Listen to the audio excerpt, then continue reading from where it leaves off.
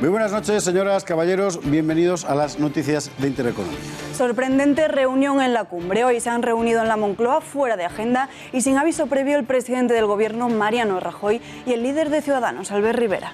Ha sido una reunión que llega en un clima enrarecido, con el PP arremetiendo contra Ciudadanos en plena rabieta por las elecciones catalanas y al mismo tiempo con la certidumbre de que ambos partidos se necesitan para frenar al separatismo catalán. ¿Para qué va a servir esta reunión? Dice Rajoy que es la primera de varias. En fin, difícil saberlo, pero de momento Rivera y Rajoy han dejado la imagen del día.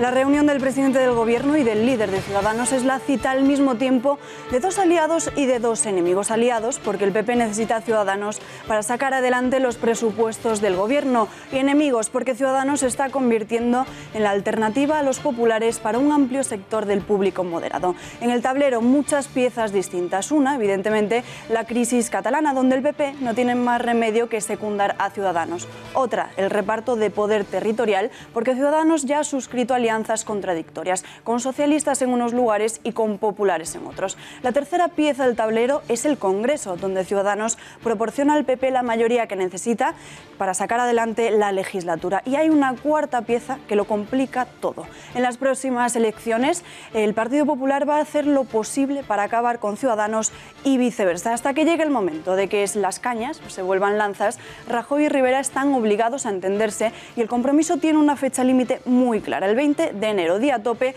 para que se constituya el Parlamento catalán. Con ese horizonte se trabaja ahora y al fondo otra referencia, la financiación autonómica, asunto en el que Ciudadanos y el PP deben también entenderse si no quieren que otros se lleven el gato al agua. Después será el llanto y el crujir de dientes, y eso empieza a verse ya con la operación del PP, de acuerdo con el PSOE para quemar a Inés Arrimadas. ¿Cómo? Pues empujándola a liderar la formación de una mayoría imposible en Cataluña. Sería interesante saber si Rajoy le ha dicho yo a Rivera que Inés Arrimadas debe dar un paso adelante al foso donde le esperan los cocodrilos. Y sería interesante también saber qué cara le habrá puesto Rivera ante la sugerencia del gallego. Porque no nos engañemos, el Partido Popular y Ciudadanos son enemigos políticos, como lo son el Partido Popular y PSOE, y por supuesto también Ciudadanos y el PSOE. Los dos grandes partidos del sistema, socialistas y populares, van a hacer todo lo posible para anular a Ciudadanos, el tercero en discordia. Y tal vez el problema ese sea el problema de España.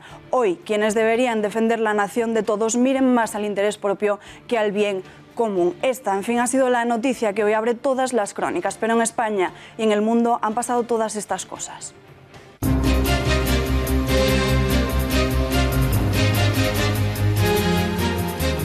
Intensos movimientos en la política catalana de cara a la constitución de la mesa del Parlamento Autonómico. Más complicado aún será formar gobierno porque los frentes distan de ser homogéneos y los principales candidatos separatistas están, uno fugado y el otro en prisión. Entraremos a fondo en la borrasca. Los políticos firman el pacto contra la violencia de género el mismo día en que conocemos nuevos casos mortales de violencia doméstica. Todos prometen más dinero para resolver el problema, pero el hecho es que la situación apenas ha variado en los últimos años. Hay razones para preguntarse si no nos estaremos equivocando de políticas.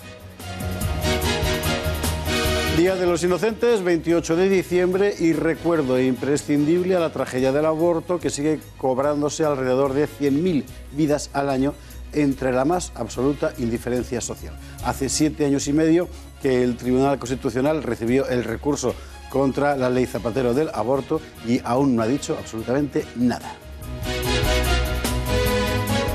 Más disparates de la memoria histórica. El defensor del pueblo amenaza al Ayuntamiento de Boadilla del Monte, en Madrid, con retirarle cualquier subvención pública si no elimina la calle de José Antonio Primo de Rivera. Pero ¿puede el defensor del pueblo tomar una medida así? Y por otro lado, ¿qué hizo José Antonio Primo de Rivera para que hoy merezca ser proscrito? Examinaremos este episodio con el historiador Fernando Paz.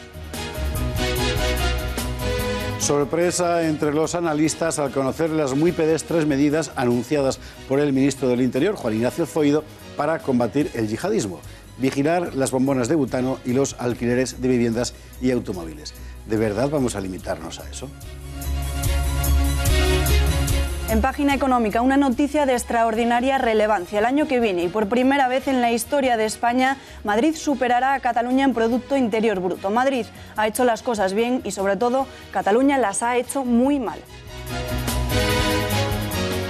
Y también en Crónica Económica, pero ahora de ámbito internacional, hablaremos de las formidables previsiones económicas para China, que en apenas 2 años va a superar a los Estados Unidos en Producto Interior Bruto. A lo mejor con ese dato se entienden mejor las políticas de Trump.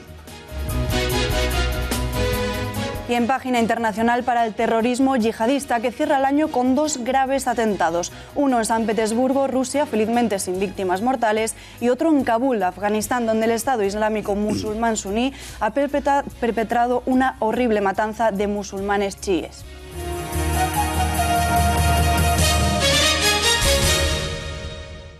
Bueno, hoy es 28 de diciembre y nosotros no vamos a faltar a la cita.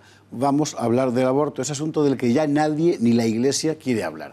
Y donde tenemos de todo: falsedades interesadas, traiciones políticas, indignidades morales y también dinero. Mucho dinero por medio. En España seguimos con 100.000 abortos al año y al mismo tiempo con una pirámide demográfica catastrófica. Javier Torres, muy buenas noches. ¿Qué tal, José Javier? Buenas noches. El camino del aborto en España arranca en el año 1985, cuando el gobierno de Felipe González aprueba la primera ley de aborto en España, como decimos, que lo legaliza en 3 supuestos: en el caso de violación, en el caso de riesgo de la vida de la madre o en el caso de la malformación del feto. La ley de Felipe González, la ley del año 85, se cobra la vida hasta la siguiente ley, que es la reforma de Zapatero en el año 2010, de 1,5 millones de personas. Zapatero, no olvidemos, que propugnó en su reforma que se pudiese abortar libremente las 14 primeras semanas y que las menores de 16 y 17 años pudiesen hacerlo sin el consentimiento paterno. Todo esto, recordaremos, cuando el Partido Popular estaba en la oposición, suscitó la reacción de Rajoy, que presentó un recurso ante el Tribunal Constitucional, un recurso de inconstitucionalidad de esta ley, y que en 7 años y medio después el tribunal aún no se ha pronunciado. Rajoy prometió que si ganaba las elecciones derogar esta ley. Rajoy, recordemos, ganó esas elecciones por mayoría absoluta, pero eso ni siquiera fue suficiente para derogar la ley Zapatero. La reforma de Rajoy fue cosmética. Rajoy solamente se limitó a eliminar los supuestos de 16 y 17 años para que no pudiesen abortar sin el consentimiento paterno. José Javier, hemos llegado a este punto en el que además el Partido Popular purgó a 10 diputados pro vida que le recordaron a Rajoy la promesa electoral. Y le encargó la ley del aborto a un ministro para cesarlo. Al final, que fue a Gallardón, que hizo una especie de intento de nueva ley que fue un auténtico desastre. Bueno, es que la cosa es de vergüenza, se mire como se mire. Nosotros hemos preparado un vídeo para empaquetar bien el relato. Y de verdad que es para guardarlo y llorar. Vamos a verlo. El camino de la ley del aborto en España arranca en 1985 con la aprobación de la ley por parte del gobierno socialista de Felipe González. Aquella norma fue la primera que legalizó el aborto contemplado en 3 supuestos. El primero por riesgo grave para la salud física o psíquica de la mujer embarazada, el segundo en caso de violación y el tercero cuando se produzcan malformaciones o taras en el feto. La ley socialista de 1985 estuvo en vigor hasta 2010 y bajo la misma se practicaron más de 1,5 millones de abortos. La llegada al poder de Rodríguez Zapatero supuso la aprobación de una nueva ley que suscitó el respaldo del feminismo y todos los partidos de izquierda. El expresidente estableció el aborto libre las 14 primeras semanas de embarazo en la ley del año 2010 y la posibilidad de que las menores de 16 y 17 años abortasen sin consentimiento paterno. El PP, entonces en la oposición, recurrió ante el Tribunal Constitucional a aquella ley y su líder, Mariano Rajoy, prometió derogarla si ganaba las elecciones. En 2011, Rajoy llegaba a la Moncloa con una cómoda mayoría absoluta que, sin embargo, no aprovechó para cumplir con una de sus grandes promesas electorales. Rajoy faltó a su palabra y no derogó la ley, sino que en 2015 introdujo una reforma consistente en la necesidad del consentimiento paterno para que abortasen las jóvenes de 16 y 17 años. 7 años después del recurso de inconstitucionalidad sobre la ley del aborto de Zapatero que el PP presentó ante el Tribunal Constitucional, este sigue sin pronunciarse. Un asunto muy incómodo tanto para Rajoy como para Soraya, que dejaron fuera de las listas para el Congreso a los 10 diputados pro vida que les recordaron la promesa electoral de derogar la actual ley que no contempla contempla ayudas a las madres embarazadas. Cada año 100.000 niños son abortados en España, aunque el Ministerio de Sanidad dirigido por Montserrat sigue sin publicar las cifras de abortos del año 2016. Relacionado con este asunto está el declive demográfico. En España mueren más personas de las que nacen. En el primer semestre de 2017 en nuestro país perdieron la vida 219.835 personas, mientras que nacieron 187.000 bebés. Un problema del que nadie parece querer hablar. Felizmente aquí, como muchas otras cosas, la sociedad española intenta llenar los vacíos y renuncias de los políticos. Por ejemplo, en la ayuda a la maternidad, entre otras iniciativas, hay una que merece todo nuestro reconocimiento, la Fundación Madrina. Esta Navidad, como siempre, con más trabajo para proteger a las madres. Patricia Tenorio nos lo cuenta en este vídeo.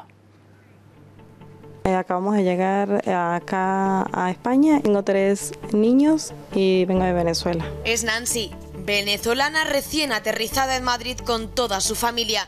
Como ella, son muchas las personas que llegan a España sin ningún tipo de recurso, trabajo o vivienda. Pero Fundación Madrina se ha creado por y para ellos. Fundación Madrina nace exactamente hace 17 años, en el año 2000. Es un pequeño proyecto de amor a la infancia y la maternidad, que surge después de una experiencia en el tercer sector, sobre todo en Hispanoamérica, en misiones. Empecé con una madre, 2, 3, a ayudarlas, madres adolescentes todas. Tenemos pisos, residencias, gracias a Dios, todo un centro en el que estáis, donde se da formación para el empleo y emprendimiento de madres, guardería, centro de atención sociosanitaria y sanitaria también, ginecología. Hay espacio para todas e incluso para las que deciden dar sus hijos en adopción. Ellos les ayudan en todo, y es que gracias a la Fundación Madrina, madres jóvenes y no tan jóvenes, sin recursos, con miedos, con preguntas e indecisas, sacan adelante a sus hijos con todas las ayudas posibles. ¿De qué forma te han ayudado en la Fundación Madrina? Venía embarazada y con pañales y toallitas húmedas, también ropita, juguetes. También hay algunos cursos para poder trabajar. Porque el trabajo es otro de los puntos en los que más ayudan a estas madres sin recursos. Y en estas fechas tan señaladas, ni un solo niño se quedará sin juguetes. Fundación Madrina entregó más de 4.000 regalos a niños de familias sin recursos de manos de los Reyes Magos en la Catedral de la Almudena hace tan solo unos días. Porque tienen claro que la mejor forma de luchar contra la pobreza infantil, de luchar por los niños, es apoyando a sus madres. Bueno, enhorabuena a la acción de la Fundación Madrina y que siga, porque al final tan importante efectivamente es combatir la idea del aborto como proteger a la maternidad, que es la consecuencia natural una cosa de la otra. Este 28 de diciembre, permítame usted que coja un tono un poco más relajado, hay una noticia importante, y es que por primera vez desde hace años nadie ha detenido al doctor Jesús Poveda. Jesús Poveda, muy buenas noches. Muy buenas noches. Bueno, no obstante, hay que decir que el doctor Poveda, como otros muchos pro vida, no ha faltado a la cita de dejar claro dónde está cada cual y que eso no puede seguir así. No puede seguir así en absoluto. A mí me gusta mucho hacer asistencia, de hecho colaboro con Fundación Madrina y asociaciones de tipo Provida, y me gusta hacer asistencia, pero hay un día en el que hay que hacer resistencia. Y ese día es el 28 de diciembre, donde normalmente en los 28 de diciembre acaba en la comisaría más cercana, que es la de La Remonta, o incluso en Moratalaz, con detenidos de alto riesgo, cosa que me pasó hace 3 años, que me consideraron un detenido de alto riesgo, solo y exclusivamente por sentarme en la acera, ¿no? Pero hoy ha venido un inspector realmente encantador, o sea, y tanto que decía el doctor Poveda, había oído hablar muy bien de usted y qué suerte he tenido de conocerle personalmente, ¿no? Entonces no había manera de que te detuvieran por más que estuviera sentado como otros años y ser llevado a la comisaría solo y exclusivamente por sentarse, ¿no?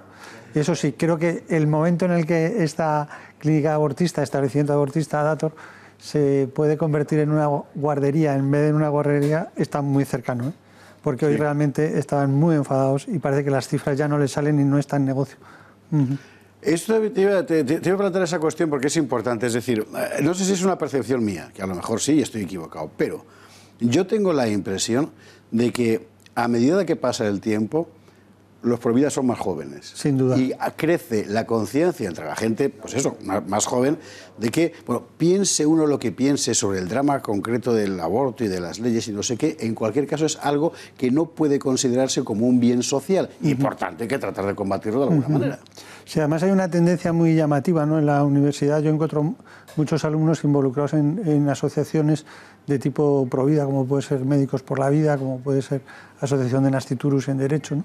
Porque hay una sensibilidad muy grande, ¿no? Y sobre todo hay una percepción social de que no pueden nacer en España 180.000 y 100.000 abortos. Es que es una cifra que es increíble, ¿no? Que el nacimiento en España sea de 180.000 nuevos nacimientos en España y haya cerca de 100.000 abortos. Es que esto no tiene ni pies ni cabeza, ¿no?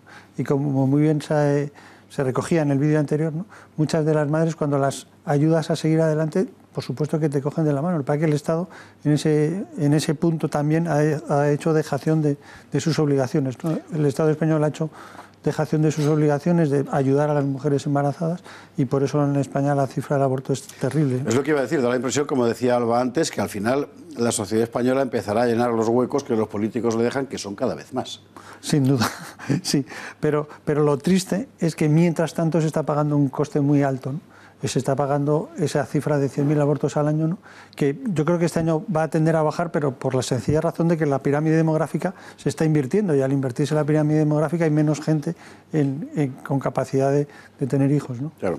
Hace unas semanas veíamos una propuesta de Podemos en donde se pretendía eliminar la objeción de conciencia del profesional sanitario y también esos días que tiene la mujer para poder reflexionar sobre si quiere hacerlo o no. ¿Cómo es esto posible? Bueno, yo me dedico a temas de psiquiatría y sé que la intervención en crisis es muy importante dilatar un poco el tiempo, porque muchas personas, si tienen esos 3 días para hacer la reflexión, dejan el aborto porque tienen más información. Se dice que dejan de abortar los que dejan de ignorar, ¿no? Muchas veces una ecografía, una segunda opinión, un consejo de una mujer que ha tenido dificultades y ha seguido adelante con el embarazo, es lo que esa mujer necesita, ¿no? Pero si es llegar al establecimiento abortista y abortar directamente, no tienes ese periodo de reflexión, ¿no? Y luego los médicos, yo creo que en realidad, al menos en mi caso, no he tenido que hacer objeción de conciencia, sino objeción de ciencia. O sea, el aborto es un fracaso, ¿no? Y de hecho, en España, en establecimientos o en hospitales universitarios apenas se hacen abortos, ¿no? Solo se hacen pues, embarazos ectópicos, situaciones muy límites, ¿no? Y la gran mayoría se sigue haciendo en establecimientos privados, ¿no? Que yo creo que en muchísimos casos vulneran la ley, ¿no? En beneficio suyo y en prejuicio claramente de las mujeres. Por eso el tiempo es tan importante, al menos 3 días y ofrecer alternativas. Y los médicos, por supuesto, siempre podremos hacer objeción de ciencia y en muchos casos de conciencia, claro que sí. Igualmente no son 3 días muy pocos para pensarlo. Yo creo que por supuesto que son pocos y de hecho nosotros cuando trabajamos con las mujeres siempre jugamos mucho con el tiempo, ¿no? Pues vamos a hacer otras pruebas, vamos a repetir la ecografía, porque esa es la reflexión necesaria, ¿no? Mientras hay vida y esperanza y cuando se hace el aborto ya no hay la esperanza porque pues, la hemos acabado, ¿no? Por eso me parece que es muy importante ese periodo de reflexión y sobre todo la idea de la ayuda, ¿no? Yo hoy estoy aquí porque suelo hacer 364 días de ayuda y de asistencia, pero un día de resistencia. Y por eso hay que hacer también esa resistencia, a veces con la objeción de ciencia, a veces con la objeción de conciencia, ¿no? Hay que resistirse a una cosa que es terrible, que es la ley del aborto, que desde mi punto de vista es absolutamente injusta, ¿no? Jesús Poveda, muchísimas gracias. Muchísimas gracias Aquí, a vosotros por ciencia, invitarme. conciencia, esperanza y vida. Todo gracias mil, de verdad. Gracias a vosotros. Cambiamos de tema.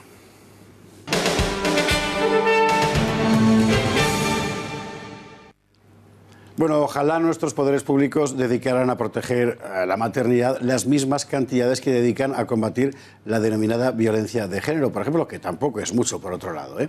Ha quedado ratificado por las comunidades autónomas y el Gobierno el Pacto de Estado contra la Violencia de Género, el primero firmado por consenso desde el año 2000.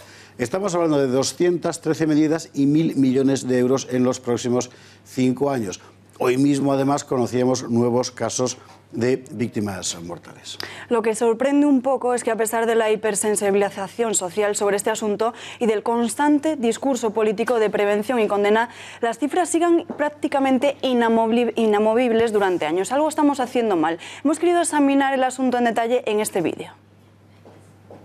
La estadística oficial del Ministerio de Sanidad recoge que a fecha de 26 de diciembre hay ya 46 mujeres víctimas mortales de la violencia de género en España. Otros 5 casos están bajo investigación, por lo que la cifra podría ascender a 51, superando el conjunto del año pasado 44, pero un balance más o menos parecido. Las mujeres muertas a manos de sus parejas o exparejas en 2017 eran, según la estadística, mayoritariamente españolas y principalmente tenían entre 31 y 40 años. Por comunidades, la región de Madrid y la Comunidad Valenciana son las que más víctimas mortales acumulan, seguidas de Cataluña y Andalucía. Entre todas dejan 23 menores huérfanos. Los países más castigados por este tipo de violencia son los del norte de Europa, que paradójicamente invierten más en programas de educación para la igualdad de género. Dinamarca, Finlandia y Suecia tienen las cifras más altas de violencia machista. El repunte de víctimas mortales llega precisamente el año en el que España ha aprobado el primer pacto de Estado contra la violencia de género el pasado 28 de septiembre. Las 26 medidas con las que arranca este pacto incluyen mejoras en la asistencia y protección de las víctimas, en la sensibilización y la educación y en la formación de los profesionales que intervienen en el proceso. Pero ¿está bien invertido ese presupuesto? ¿Son correctas las políticas adoptadas cuando vemos que el número de casos no ha mejorado visiblemente de gran forma? La gran pregunta es esa, porque vamos a ver, no se trata de dejar de luchar contra la violencia doméstica, se trata de luchar con verdadera eficacia. Y hay razones para pensar que nuestros políticos se están equivocando en algo. Quizá porque la ideología dominante está considerando el problema como una especie de nueva versión de la lucha de clases convertida en lucha de sexos, pero esto es un simple prejuicio ideológico. Mientras tanto, se pasan por alto cuestiones esenciales como el hecho de que la inmensa mayoría de los casos se produzcan en familias rotas, desestructuradas, o familias de hecho, es decir, sin formalización, o la especial incidencia también de este tipo de violencia en comunidades de origen extranjero. ¿Por qué? ¿Por qué se pasa por alto esto? Alguien debería explicárnoslo algún día, porque es una evidencia que hay grupos culturales donde la mujer no vale nada. Y eso está en el origen de buena parte de estos casos. A propósito de eso, no me resisto a ofrecerle a usted el vídeo que Xavier Rius ha subido a E-Noticias. No le cuento nada más porque no necesita más introducción. Pásmese. Y a veces son las mujeres que me preguntan esto. Algunos me dicen, hermano Taha, mi marido quiere hacer el sexo y yo no tengo ganas. ¿Cómo que no tienes ganas, Florinda? Una mujer, mira cómo lo voy a explicar, me estoy poniendo rojo y todo. Una mujer para hacer sexo es fácil que el hombre. El hombre si no ha comido mucho vitamina es difícil, ¿no? ¿Sabe? Florinda solo abrir un poco las manos y ya está. Bueno, va, esta noche no hay ganas, y mañana no hay ganas, ¿qué pasa? Y la semana que viene no hay ganas, ¿qué vamos a hacer con tu marido? ¿Tanto le amas? Una mujer que ama a su marido siempre estará arreglada, ¿sabe? Y siempre estará preparada.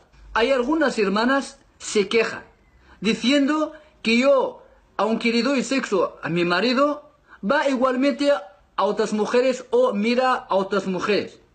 Yo te voy a dar mi opinión, te voy a dar una solución. Sabes que los hombres solo pensamos en sexo. Dios nos ha criado así. Solo queremos sexo. Pues lo que tienes que hacer con tu marido es cada día llevarle a la cama. Cama o cama. Six house hasta que le hagas un cao. Cuando viene del trabajo, te arreglas, tanga, laqatatne, entra a casa y haces así, a la cama. Y si te dice que estoy cansado, nada, déjame a la cama.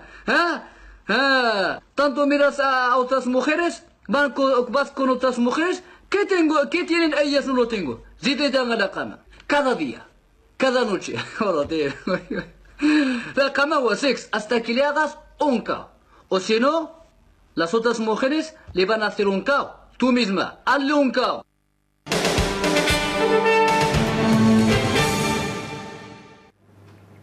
Abrimos página económica con una noticia de extraordinaria relevancia. El año que viene y por primera vez en la historia de España, Madrid superará a Cataluña en Producto Interior Bruto. Madrid ha hecho las cosas muy bien y sobre todo Cataluña las ha hecho muy mal. Por primera vez en la historia, Madrid arrebatará a Cataluña el liderazgo en términos de PIB y contribuirá más que ninguna otra comunidad a la economía nacional. ¿Los motivos? La crisis secesionista ha pasado factura a Cataluña. Muestra de ello son los principales indicadores económicos que han registrado caídas significativas desde la consulta unilateral del 1 de octubre. En 2018, Madrid ganará una décima de cuota que perderá Cataluña. De esta manera pasará a contribuir un 10% 19,1% del PIB nacional frente al 18,9% que pasará a tener Cataluña. La atmósfera de inestabilidad política e inseguridad jurídica ha paralizado la inversión y ha hecho caer la confianza del consumidor y del empresario, con descensos en sectores estratégicos como son el comercio, el turismo, la vivienda o la industria automovilística. De hecho, desde los Juegos Olímpicos en el año 1992, Cataluña se había erigido en un oasis para la inversión extranjera, labrándose una proyección internacional que ha consolidado su economía. También se ha convertido en primer destino nacional a nivel turístico y tiene la mayor cuota de exportaciones a nivel nacional. Sin embargo, curiosamente, desde el 1 de octubre los datos de inversión extranjera revelaron una caída de hasta el 75% en el tercer trimestre.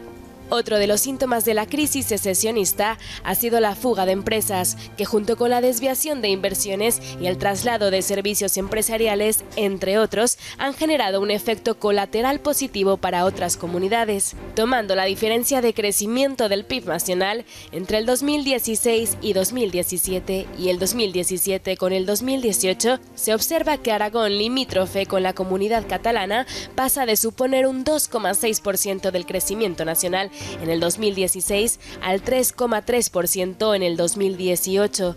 Por su parte, en la Comunidad Valenciana, destino de numerosos cambios de sede, el crecimiento del PIB se elevará al 10,7%. Por último, en Cataluña, el crecimiento nacional cayó más de un 5% en los últimos 4 años. No faltarán separatistas que le echen la culpa de esto a Madrid, por supuesto. Tampoco faltarán norteamericanos que le echen la culpa a Trump de que China esté a punto de superar en Producto Interior Bruto a los Estados Unidos.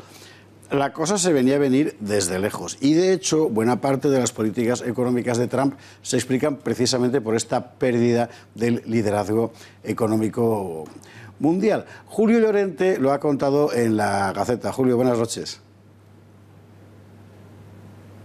Buenas noches. La superioridad económica de los países occidentales está en riesgo. Así lo desvela al menos el último estudio del Centro de Investigación Económica y Empresarial de Londres, que establece que allá por 2032 3 de las 4 mayores economías del mundo serán asiáticas. Este último estudio del Centro de Investigaciones Económicas de Londres, enuncia 2 vaticinios sorprendentes o al menos impactantes. El primero es que India será en 2027 la 3ª economía del mundo, después de rebasar a Reino Unido, Alemania y a Francia, y por otro lado, que China habrá superado allá por 2032 a Estados Unidos como primera economía mundial. El vaticinio, la predicción que más consecuencias geopolíticas puede entrañar es sin duda el referido a la cuestión china. No en vano, desde hace unos años el gigante asiático se halla en un proceso de auge que solo parece tener un desenlace posible: la consolidación de China como gran superpotencia económica y el consecuente daño a la hegemonía global estadounidense. Este hecho, el crecimiento chino, el avance chino, ha suscitado un interesante debate entre analistas y expertos en relaciones internacionales, un debate que divide a quienes consideran que China puede consolidarse como gran superpotencia económica sin un choque bélico con Estados Unidos, y a quienes estiman que el nacimiento de una nueva superpotencia implica inexorablemente un choque con la superpotencia ya asentada.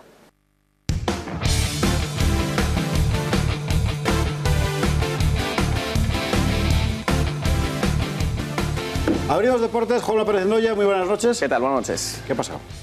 Bueno, pues en Dubái ha pasado que el Real Madrid ha sido el equipo más galardonado en los Globe Soccer Awards. Son unos premios que cada vez están teniendo más repercusión. Estamos viendo su gala de inicio ayer por la noche. Bueno, lo que premian son tanto los mejores jugadores, los mejores entrenadores del planeta, pero también las mejores selecciones, y dan algún premio especial a las selecciones árabes. Evidentemente ellos barren para casa. Bueno, vamos con los galardonados en el Real Madrid. En primer lugar, Cristiano Ronaldo, que después de recoger el Balón de Oro y el premio The Best de la FIFA, ha sido reconocido. Lo estamos viendo en el Twitter de Punto Pelota, que todo el mundo siga a este Twitter porque van a estar siempre enterados en el último instante de cada una de las noticias. Bueno, pues ahí está Cristiano Ronaldo recogiendo de Alessandro Del Piero ese premio. Le ha dicho Del Piero: oye, últimamente ganas mucho. Ha dicho: tranquilo, que tengo mucho espacio en las vitrinas para más premios. Segundo galardonado del Real Madrid, Zinedine Zidane elegido, también como pasó en la gala de los premios de Best, como el mejor entrenador del año 2017. En este caso él ha dicho, esto demuestra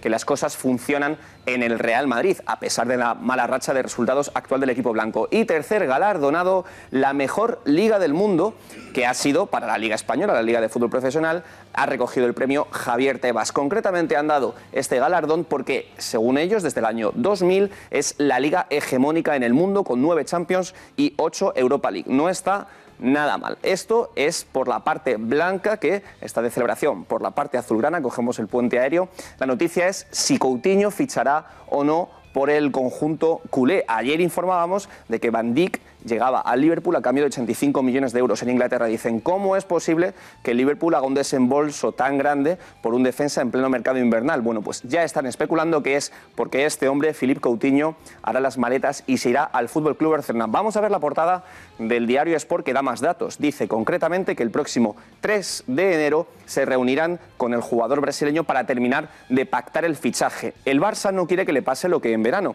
que esperó hasta el último segundo y se quedó sin el jugador. Quieren saber cuánto antes, el día 3 de enero, si es factible o no esta incorporación. Y una incorporación que ya es definitiva, ya es oficial, la veníamos adelantando en el informativo de Intereconomía, es la de Montella, el nuevo entrenador del Sevilla. Mañana viaja a Milán a desvincularse del club rosonero, con el que todavía tiene algún contrato, algún vínculo, y llegará después al equipo hispalense. Veamos el comunicado oficial del conjunto andaluz en el que especifican que Montella entrenará en el Sevilla hasta el año 2019, lo que queda de temporada y la temporada que viene. Lo hará, por cierto, con Enzo Maresca como segundo técnico.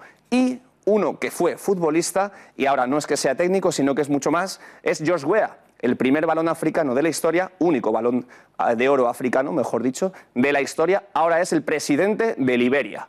Hace apenas unos minutos ha acabado el recuento de la segunda vuelta de las elecciones presidenciales en Liberia y con el 61% de los votos, George Weah es el nuevo presidente de Liberia. Nos vamos a ir con una noticia curiosa. Estamos a 28 de diciembre, Día de los Santos Inocentes, y siempre en las redes sociales surge alguna bromilla con el fútbol, relacionada con el fútbol. Yo destaco esta por encima de todos. El Twitter oficial del Mérida anuncia el fichaje de Neymar después de que el PSG pagase 222 millones de euros. No sabemos, Esparza, Alba, si en Extremadura tendrán dinero para que esta noticia sea cierta del todo. Yo pensaba que el inocentado era lo de Liberia, lo del presidente de Liberia. ¿Para qué? No, 100% cierto. Juan Pérez, muchísimas gracias. A vosotros. Vamos a más cosas.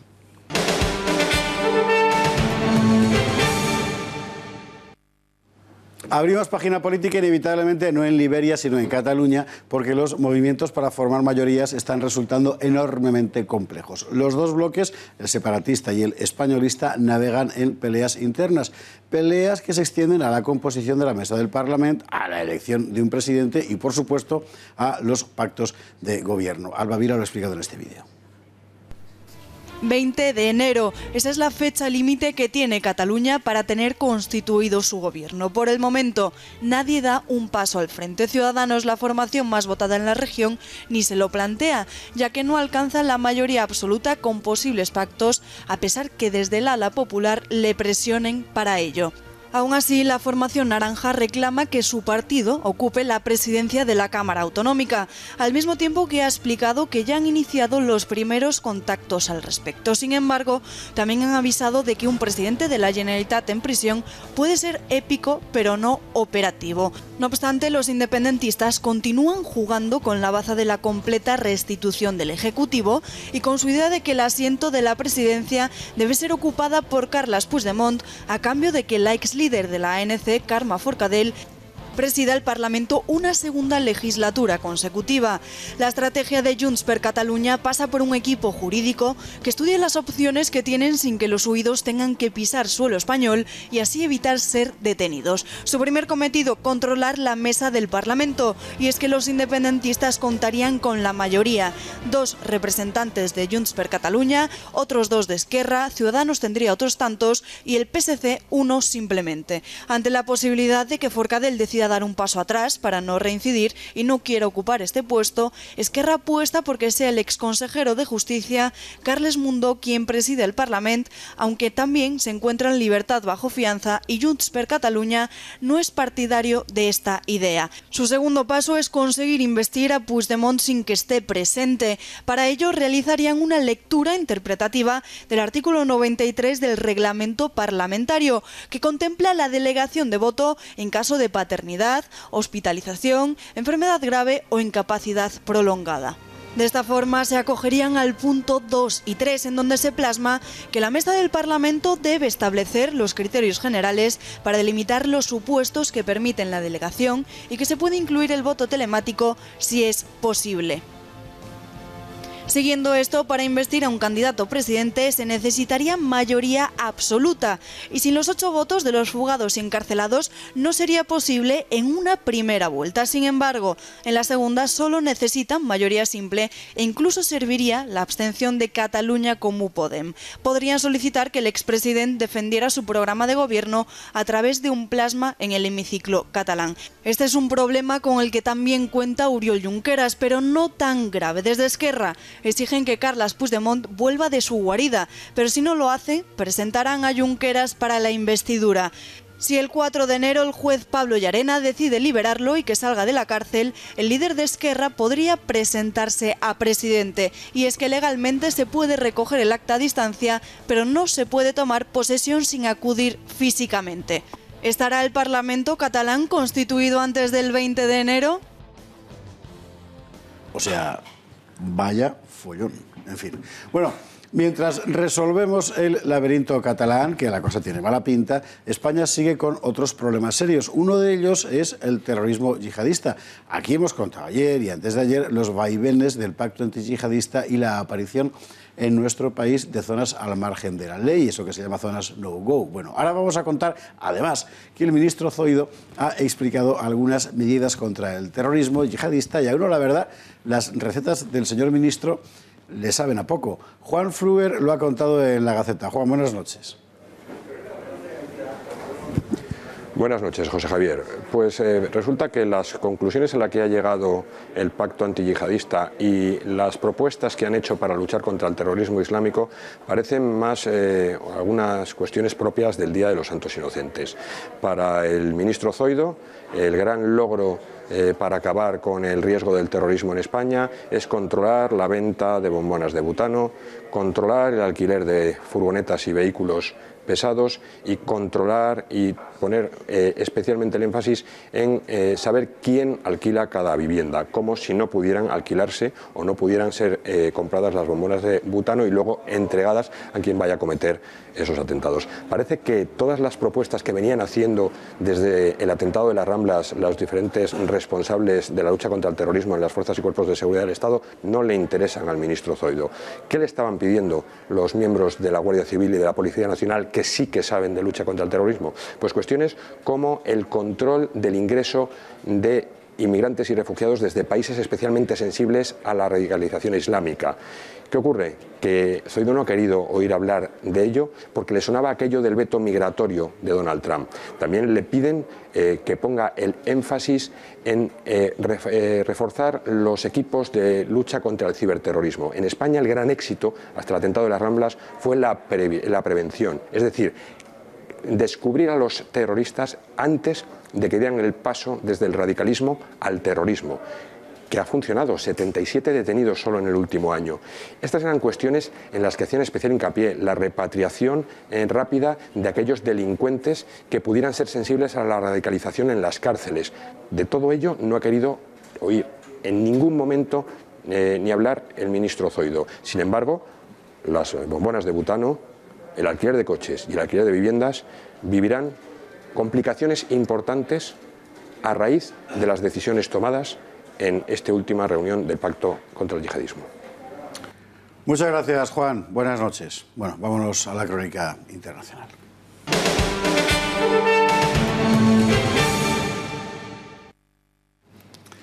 La crónica internacional, Alba, nos lleva... al terrorismo yihadista, porque en las últimas 24 horas hemos tenido 2 atentados. Laura Fernández Cañas, buenas noches. Muy buenas noches, Alba, muy buenas noches, Esparza. Así es, y vamos a empezar por lo más reciente, un atentado del Estado Islámico en Kabul, Afganistán, contra afganos chiitas. Vamos a verlo. Al menos 40 personas murieron y más de 30 resultaron heridas este jueves en un atentado suicida en Kabul, dentro de una madrasa o escuela coránica situada en un edificio que también alberga las oficinas de una agencia de noticias afgana, según un nuevo recuento del Ministerio del Interior. La explosión en el interior de la madrasa se produjo hacia las 10:30 de la mañana, hora local, en el área de Kala-e-Nazar, en el oeste de Kabul, según confirmó el portavoz del Ministerio Afgano de Interior, quien añadió que entre las víctimas hay mujeres y niños. Este es el segundo ataque de relevancia en Kabul esta semana, después de que al menos 7 personas murieran y otra más resultara herida el lunes en un atentado suicida contra una oficina de la principal agencia de inteligencia afgana. Kabul ha sido objetivo este año de graves ataques insurgentes, como el peor atentado en el país desde 2001, el pasado mayo, cuando un camión cargado de explosivos causó 150 muertos y más de 300 heridos.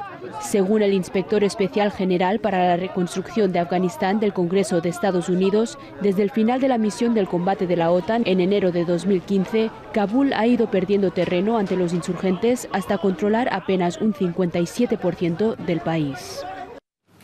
Bueno, no se entiende nada de todo esto si no tenemos en cuenta que el Islam, desde su origen, lleva 3 guerras dentro de sí. Una, la guerra entre los musulmanes y los que no lo son. Otra, la guerra que los musulmanes supuestamente ortodoxos declaran a los presuntos musulmanes apóstatas. Y la tercera, la guerra entre suníes y chiíes, que se remonta al siglo VII. Y hoy estamos como en el siglo VII.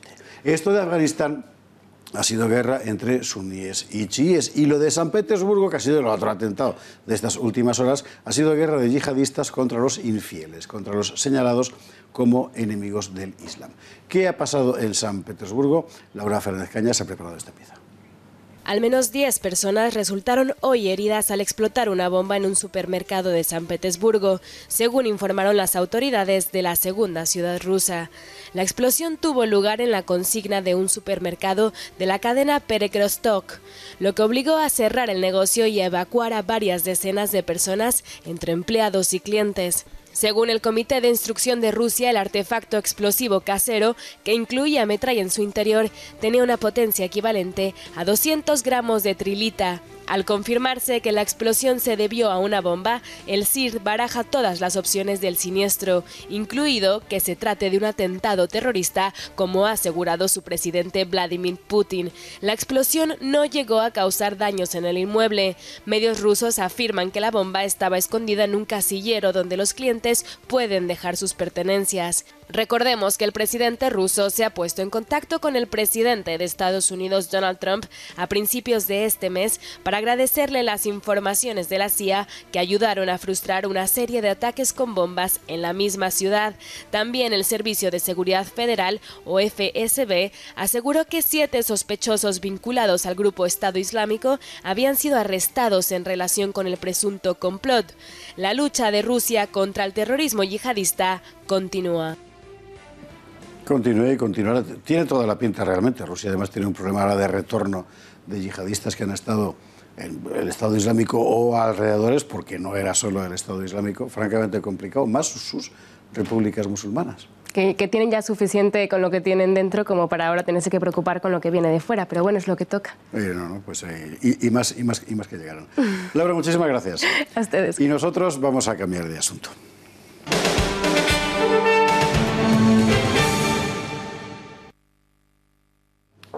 Bueno, vamos de nuevo a nuestros quebrantos nacionales y en particular a uno que en la redacción de este informativo nos ha dejado perplejos.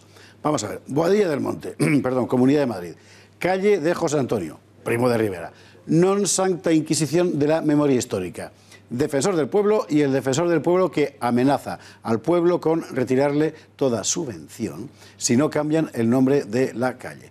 Tenemos con nosotros al segundo teniente de alcalde y concejal de urbanismo de Boadilla, don Raimundo Herraiz, al que agradecemos, por cierto, infinito que en estas fechas tan complicadas haya accedido a esta entrevista. Don Raimundo, buenas noches.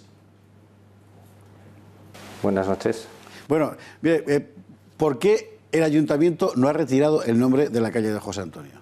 desobediencia. No, simplemente no se ha visto necesario hasta el momento retirar el nombre de calle José Antonio por el problema que eso supone para todos los comerciantes, los vecinos de la calle José Antonio, que son más de 300 y que tienen aquí sus locales, sus domicilios, que tienen que cambiar ahora direcciones. No era un problema para Boadilla del Monte, pero ahora que el defensor del pueblo nos ha instado a retirar el nombre de la calle José Antonio, amenazándonos con la retirada de ayudas públicas, pues hemos considerado ya necesario y por obligación, no porque lo considerábamos nosotros una necesidad de los ciudadanos, que no lo es, el acordar la retirada del nombre de la calle. ¿Hay un clamor en la localidad para cambiar el nombre de esa calle? En absoluto. De hecho, hace unos meses o unos años se hizo una encuesta y no había ningún clamor. Lo que pasa es que, ahora mismo esta ley de memoria histórica que sacó Zapatero, que es una ley unidireccional, o sea que solo sirve para un bando de los de la guerra, una guerra de hace 80 años, que parece mentira que estemos hablando ahora de una guerra de hace 80 años, al final va a quitar los nombres de un lado y no los de otro. Yo quiero recordar que Largo Caballero, por ejemplo, decía que el socialismo, que la clase obrera debía adueñarse del poder convencida de que el socialismo y la democracia son incompatibles. Es un ejemplo más, y hay muchas calles en España con el nombre de Largo Caballero y nadie se rasga las vestiduras por ello, ¿no? Don Raimundo, ¿eso de amenazar con eliminar ayudas y subvenciones públicas es normal? Pues nosotros no lo habíamos visto, pero bueno, ese escrito del Defensor del Pueblo nos lo ha hecho llegar y ha sido de alguna manera lo que nos ha hecho ver que para el municipio era mucho más perjudicial el mantener el nombre de la calle y arriesgarnos a perder más de 12 millones de euros en subvenciones, en ayudas, que el quitar el nombre de la calle, lamentando profundamente el daño que se puede hacer a los vecinos y a los comerciantes de la calle José Antonio. ¿Y el Defensor del Pueblo tiene competencia para intervenir en la política local o para retirar ayudas públicas? Pues entendemos que no. El Defensor del Pueblo tiene su función y la respetamos como no puede ser de otra manera, ¿no? Pero ahí no le puedo decir nada más. Nosotros simplemente respetamos y acatamos esas decisiones del Defensor del Pueblo y ya está. No podemos hacer otra cosa. Muchas gracias, don Raimundo Herraiz, segundo teniente del alcalde de Boadilla del Monte. Bueno, nosotros hemos querido salir a las calles de Boadilla a preguntar a los vecinos qué piensan de todo esto. Claro, Julia López ha recogido sus impresiones. El Ayuntamiento de Boadilla del Monte procederá en unas semanas al cambio del nombre de la calle José Antonio por Juan Carlos I, después de que el Defensor del Pueblo lo exigiera por tercera vez. El Defensor del Pueblo, en sus requerimientos, amenaza al consistorio con la retirada de ayudas y subvenciones de no procederse al cambio de la calle inmediatamente. ¿Qué opinarán los ciudadanos de Boadilla del Monte sobre esto? Nos perjudicamos todos los que vivimos ahí, ahora cambiar todos los papeles y todo. Entonces no estoy de acuerdo. Ahora cambiar todos los papeles, los numeritos, el carnet y todo donde vive. Extremo no me gusta. Entonces me parece bien. Juan Carlos es un tío democrático. Primero debería saber la gente quién es José Antonio. Y partiendo de esa base, a lo mejor alguien puede cambiar algo. Porque si no, podríamos tirar el acueducto de Segovia, el Palacio de Luis Infante que está aquí y muchas más cosas. Me parece surrealista. Solo sirve lo que les venga bien a 4 dirigentes, que es una pena. No se debería quitar, porque el Defensor del Pueblo no es nadie en este pueblo y en este pueblo votamos todos. La calle José Antonio es José Antonio Secas, no José Antonio Primo de Rivera. Ya no es un bando otro, aquí tuvo una guerra entre hermanos, ahora te digo, y parece que alguien nos ha quedado a gustos. Yo he nacido en ella, ¿por qué tienen que cambiar ahora el nombre de la calle? No tiene ningún sentido. La historia está para los buenos y para los malos. Cambiar una calle porque se les antoja a 3 tíos, el que hace los cambios que pague los gastos. Hay que cambiar guías telefónicas, DNIs, pasaportes. Me parece que hay cosas más importantes que cambiar el nombre de una calle. Me da igual, bien, me gustan los cambios. No debería de cambiarlo, porque ha sido toda la vida así. Muy bien. Pues ya está. Aquí como los de fuera no les interesa nada, pues yo le digo a usted que no debería, como muchas cosas que han cambiado que no tenían derecho a cambiarlo. Sí, cómo está, es fácil. Lo más fácil es dejarla como está. Pues sí, pues sí. Usted respeta lo del pueblo, yo sí. No, hombre, porque soy yo de respeto, aquí. yo no le falta respeto a usted ni a nadie. No, es que está diciendo que usted le da lo mismo, que la podían cambiar, pues no sé. Eso no me hace muy bien. En fin, Fernando Paz, muy buenas noches. Muy buenas noches. Bueno, aquí hay 3 asuntos. Por una parte, los estragos de la ley de memoria histórica. 2, el ánimo vengador del defensor del pueblo, que ahora es el socialista Maruán, pero antes era la popular Becerril. Y 3, y sobre todo, la figura histórica de José Antonio. Si te parece, pues vamos a sobrevolar un poco las 3 cosas. Pero lo de la ley de memoria histórica, bueno, es que solo está sirviendo para crear conflictos. Algo que se veía venir, por otra parte. ¿Sí? Una ley de memoria histórica que fue absolutamente inicua desde sus orígenes y su planteamiento mismo, y que el Partido Popular, hay que insistir una y otra vez, no ha querido derogar. Si es que el problema realmente viene de ahí. Los ayuntamientos tenían toda la autonomía del mundo para disponer del callejero hasta la aplicación de la ley de la memoria histórica. La ley de la memoria histórica limita ese derecho de los ayuntamientos e impone que una serie de nombres no puedan imponerse a las calles. La cuestión es que la propia ley de memoria histórica no da ninguna lista de nombres, que por otra parte, claro, sería inviable seguramente hacerlo, pero hay muchas figuras que quedan en un espacio, digamos, de penumbra. La figura de José Antonio, por ejemplo, difícilmente puede asociarse al franquismo y un poco más, sin duda, a la guerra civil, pero recordemos que el propio José Antonio estaba en la cárcel cuando estaba en la guerra civil. A la cárcel, claro, desde el mes de marzo. Con lo cual es muy ambiguo, ¿no? Y luego se está aplicando también a otras figuras históricas que no tocan ni la guerra civil ni el franquismo en absoluto, ni tienen ninguna responsabilidad en ellos, como el caso de Calvo Sotelo o, por ejemplo, de Ramiro Ledesma, ¿no? Entonces no se entiende verdaderamente esta aplicación si no es desde la saña y en fin, de la voluntad expresa de dividir en la historia de España en buenos y malos, claro. Bueno, en la práctica está siendo una ley que sirve fundamentalmente para criminalizar a media España, por parte de la otra media. Y la media España criminalizada se deja criminalizar y confiesa, oh sí, yo pecador, flagélame, y los otros evidentemente entran a flagelar. Y ahí entran los 2 últimos defensores del pueblo. Soledad Becerril, que era aquella señora a la que, si usted recuerda, Alfonso Guerra en su día definió como Carlos II con tirabuzones, ¿cómo era aquello? ¿Te acuerdas? Bueno, en fin, ministra de Cultura con UCD, doña Soledad Becerril, ¿no? Y después el socialista Maruán, que es un clásico guerrista de toda la vida, director de revistas de La órbita, etcétera. ¿Y el defensor del pueblo qué pinta en esto? Pues además es que el defensor del pueblo, creo que excediendo sus atribuciones con largueza, ha, en fin, conminado al pueblo a que proceda inmediatamente a la eliminación de este nombre del callejero, porque si no le van a caer medidas administrativas bueno, pues hasta el punto de que no van a tener ayudas del Estado. Pero esto no tiene nada que ver con la labor del defensor del pueblo, que por otra parte he dicho que, bueno, que si el ayuntamiento quiere, en fin, recurrir o hacer cualquier cosa, que muy bien, pero que lo haga después de aplicar la ley. Es decir, la orden primero se cumple y luego se recurre, ¿no? Y estamos en lo de siempre. El problema es que el ayuntamiento todo lo que dice es que, claro, supone un problema para la gente cambiar, pues no sé, las tarjetas o cambiar la dirección de tal. Pero no, hay un problema de fondo mucho más serio que ninguno de los ayuntamientos ha querido abordar de frente y decir, señores, es que la ley de memoria histórica es un desastre y es una trinchera que está dividiéndonos. Es un desastre políticamente y, como bien explicabas al principio, además desde el punto de vista puramente intelectual, historiográfico, es una calamidad, porque hay personajes, citabas a Calvo Sotelo, a los que asesinado vilmente el 13 de julio del 36, antes de que empiece la guerra, no puede reprochar ni franquismo ni belicismo. Y José Antonio, que sí que estuvo a favor del alzamiento, por cierto, no exactamente como ocurrió, pero bueno, llevaba en la cárcel desde el mes de marzo, metido allí por una falsa acusación, fue juzgado en una parodia de juicio con acusaciones que nadie pudo demostrar y condenado a muerte por el gobierno que presidía Largo Caballero, que sí que tiene una estatua aquí al ladito de Nuevos Ministerios. Sí, señor, es que esa es la cuestión. Es que en España los verdugos están borrando los nombres de sus víctimas. Eso es lo que está pasando en una gran parte de casos con esto de la memoria histórica. El caso de José Antonio Primo de Rivera, a este respecto, a mí me parece, es un caso muy singular, pero me parece paradigmático de la confusión extrema que produce la ley, ¿no?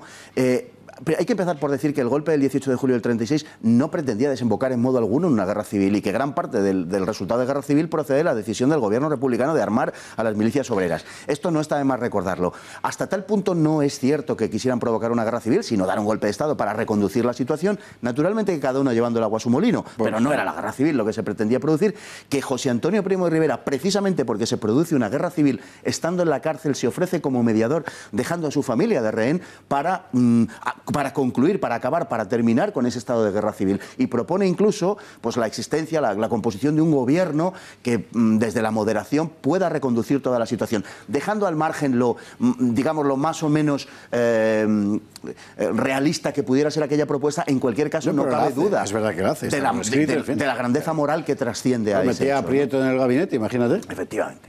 Claro. Bien, es decir, no es un personaje al que puedas identificar con el belicismo, pero sí es un personaje al que puedes identificar con la memoria colectiva de 2 generaciones de españoles.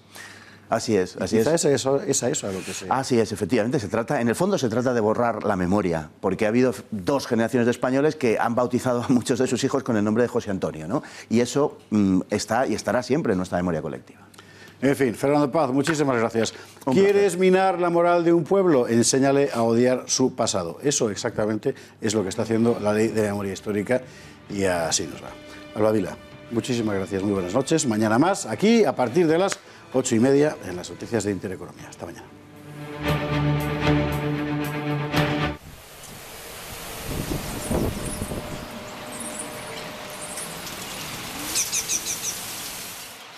Últimos días del año y el tiempo todavía nos trae algunos cambios. El viernes vuelve a entrar un frente que nos deja cielos cubiertos y lluvia en todo el extremo norte peninsular. Tampoco descartamos que deje alguna gota en puntos de la mitad norte, donde va a estar cubierto durante buena parte del día. Cielo con algunas nieblas a primera hora en puntos del centro peninsular y también nubes muy compactas en zonas del oeste. Nubes menos importantes en el este y en el sur, aunque esperamos que caiga algún chubasco, por ejemplo, en la provincia de Jaén por la mañana. También tendremos bastantes nubes en las Islas Canarias y podrían dejar caer alguna gota en el norte de las islas. Seguirá soplando viento del oeste, aunque irá perdiendo fuerza a lo largo del día. En cuanto a las temperaturas, suben los termómetros y se notará sobre todo en el norte. Valores de hasta 15 grados en zonas del Cantábrico y también valores muy agradables en el Mediterráneo, con temperaturas máximas de hasta 20 grados. Tampoco tendremos heladas y es que el tiempo cada vez será más estable. El sábado, el día más estable de toda la semana, aunque tendremos muchas nieblas que le costará levantar y nubes bajas que se quedarán en zonas del centro. Sin embargo, en el norte, cielo despejado, también en el este y en el sur. Donde podríamos tener algunas lluvias sería en el oeste de Galicia, con viento de suroeste. El domingo vuelve a entrar un frente, vuelven las lluvias al norte peninsular, se esperan en todo el cuadrante noroeste y nubes bastante importantes en el oeste, mientras que en la zona este las nubes serán sobre todo nubes medias y altas, y en Canarias esperamos que suban las temperaturas debido a que soplará el viento del este.